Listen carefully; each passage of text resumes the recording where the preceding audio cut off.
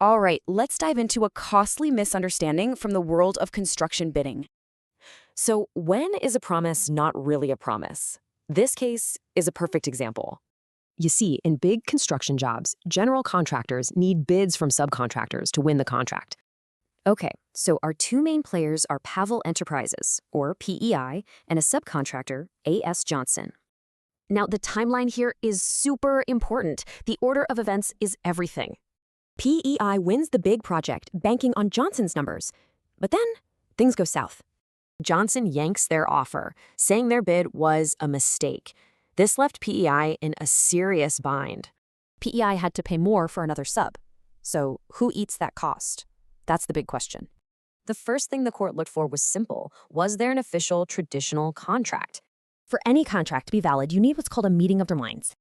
And .fax PEI sent? Well, that suggested they were still shopping around for other offers.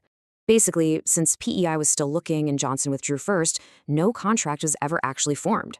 But wait, PEI argued they relied on Johnson's promise. So what about that? This is a legal safety net. It can sometimes enforce a promise even without a contract.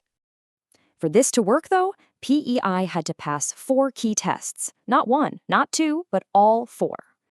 And this is where their whole argument fell apart. They failed on 2 major points.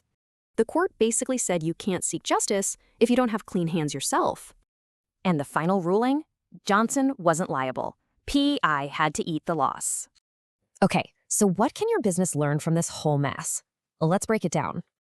These are huge red flags. If you see this stuff, that verbal promise might be worthless. Remember that clean hands rule. How you act in a negotiation really, really matters. So what's the bottom line? It's simple, really. Get everything in writing, period.